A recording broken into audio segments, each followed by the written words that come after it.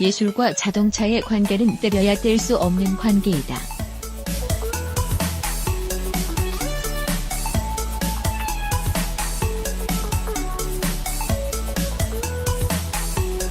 그것은 예술이 인간의 아름다움에 대한 욕망의 표출 방법 중의 하나라는 사실과 아울러 자동차 또한 속도와 힘에 대한 인간의 갈망을 표현하는 수단이라는 사실 때문일 것이다.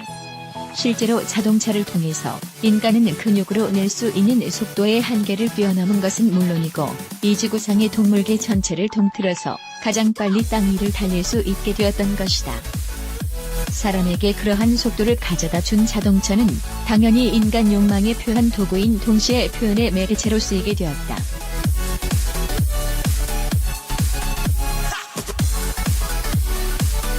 이에 오늘은 19세기 말에 등장했던 자동차가 20세기에 들어와 비약적으로 발전하면서 속도와 힘, 그리고 인간의 욕망과 감성을 나타내는 수단으로서 다양한 예술작품들 속에서의 모습을 살펴보도록 한다. 역사 속에서 예술은 인간이 갈망하는 혹은 동경하는 대상을 찬미하는 수단으로 쓰였다.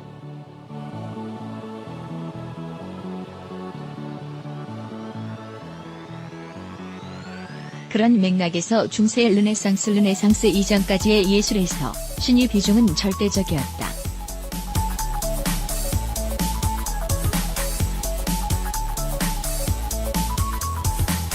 그러나 르네상스를 기점으로 인류는 신에서 인간 자신, 그리고 인간 내면의 욕구로 시선을 돌리기 시작했다.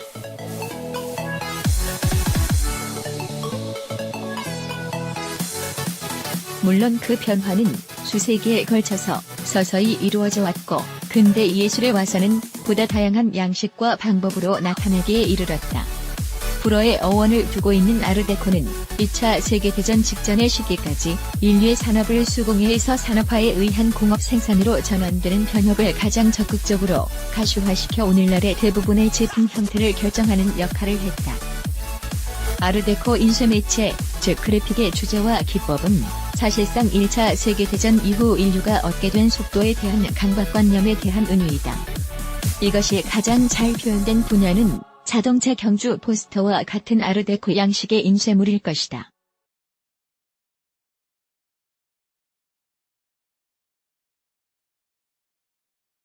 이 시기를 전후해서 속도에 대한 대중의 욕구가 점차로 보편화되기 시작한다.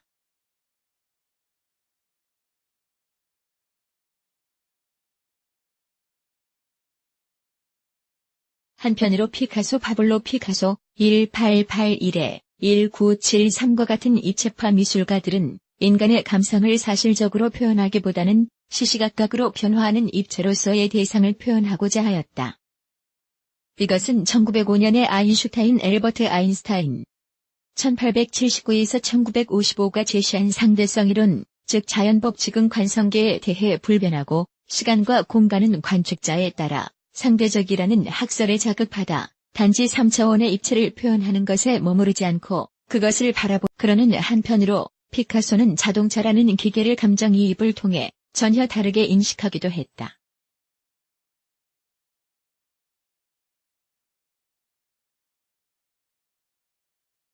실제로 자동차 자체의 전면의 이미지는 사람이나 동물의 얼굴에 자주 비유된다.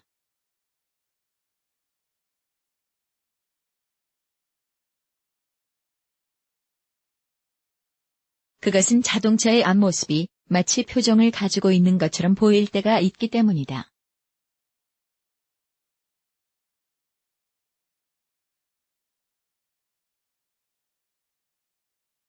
한 자동차가 가진 표정은 피카소의 작품에서는 두 대의 장난감 자동차를 아래 위로 맞붙이고 여러 가지 다른 자동차 부품들을 붙이는 콜라주 기법으로 만들어진 것을 볼 수 있다.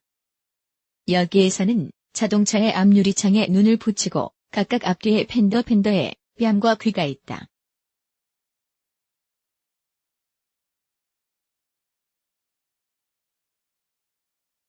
술은 라디에이터와 범퍼로 만들어져 있다.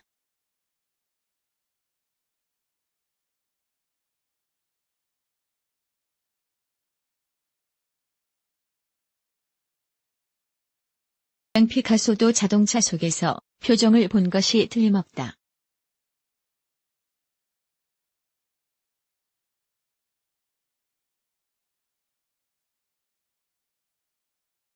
그러나 20세기를 대표하는 예술작품 속에서의 자동차는 다다이즘과 팝아트로 대표되는 작가 백남준 선생 1932에 2006과 앤디 워홀 1928에 1987의 작품에서 찾아볼 수 있을 것이다. 20세기의 패러다임인 대량 생산 시대를 보여준 앤디 워홀의 팝아트는 종전의 예술은 작가가 직접 작업한 것이라는 통념을 깨뜨린다. 워홀은 슬로바키아 당시는 체코로부터 이민 온 부모의 아들로 펜실베이니아주 피츠버그에서 태어났다.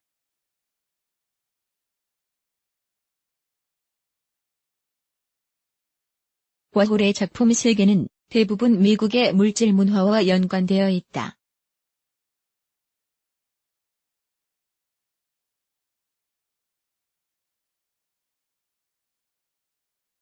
그는 자동차, 식품, 잡화, 구두, 배우, 신문 스크랩 등을 대상으로 했다.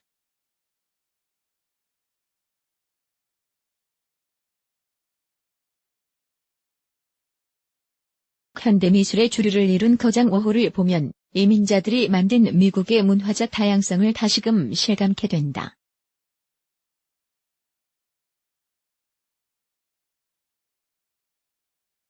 그는 실크 스크린 기법을 이용해서 작품을 제작했다.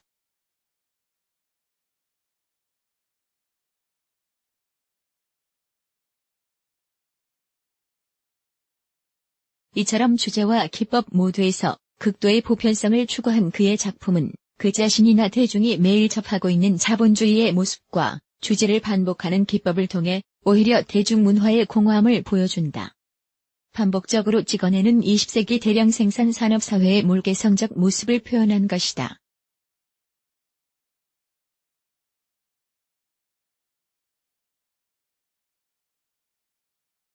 백남준 선생은 자신이 태어난 1932년을 상징하는 32대의 자동차들로 구성된 그의 작품 20세기를 위한 32대의 자동차 모차르트의 진원곡을 조용히 연주하다를 1997년에 뮌스터 조각미술제 먼스터 스컬프처 프로젝트에 출품한다.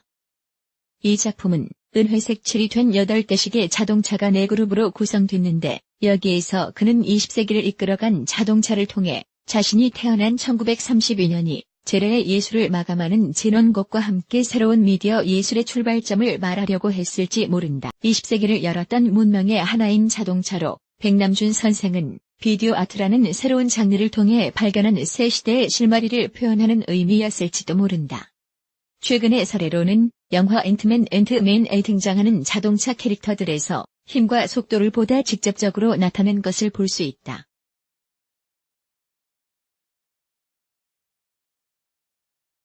에 등장한 자동차 캐릭터들 중에 하나가 바로 좌우 비대칭의 도어를 가진 독특한 콘셉트의 현대자동차의 벨로스터이다.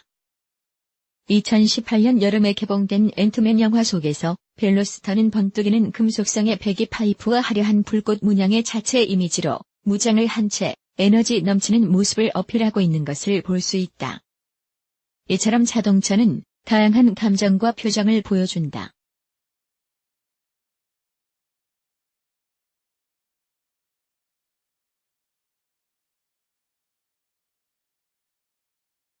자동차의 형태가 가지는 기능의 상징성과 그것이 만들어내는 속도라는 추상적 감성에서 그 연결을 찾아내는 건지도 모른다.